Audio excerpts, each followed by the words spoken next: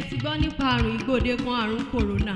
Ogun ebi ètò ti kòrónà o, ìlera sì lọ́rọ̀, a kò ní kúkú ọ̀wọ̀ọ̀wọ̀. Bó o bá rí bí wọ́n ti péjọpọ̀ èèyàn ń pín nǹkan ọ̀fẹ́, ẹ̀jọ̀ dákun má sùn mọ́ wọn o. Àrùn kòrónà nǹkan sójú, Ọlọ́run kò ní jẹ́ ká dààmú o. Ǹjẹ́ tí ẹ mọ̀ pé àrùn kòrónà yìí ó ti pẹ́ gbẹ́gbẹ̀rún èèyàn káàkiri gbogbo àgbáyé? Bó ṣe ń pọ̀ lọ́kọ̀ bẹ́ẹ̀ rò ń pọ̀ lọ́kadà, bó ti ń pẹ́ lẹ́sẹ̀ rò ń pọ̀ onímọ́tò, bó ṣe ń pọ̀ òṣìṣẹ́ ìjọba, òun rè ń para ilé rè ń para oko. Ẹ jọ̀wọ́, báwo wá la ṣe lè dáàbò bo ara wa láti má ṣe lùgbàdì àrùn yìí?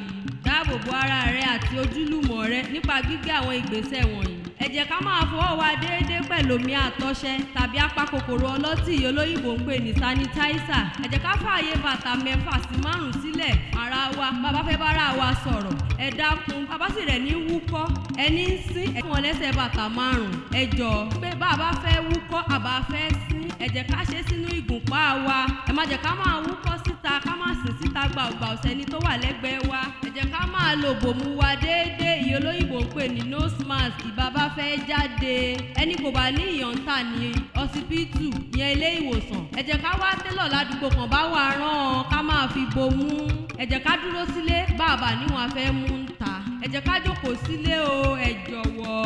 Àrè bí o bá wá rí wípé òun wúkọ́ ẹ̀gbẹ́ òun sín jọ̀wọ́ ké sí àjọ NCDC lórí nọ́mbà wọ̀nyí 080-097-000010 tàbí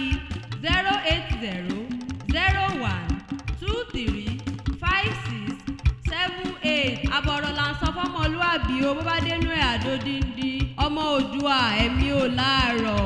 Ìlú Ẹ̀gbá gbé wa o. Olùkéde Ẹ̀gbá United Society Manchester nílùú England.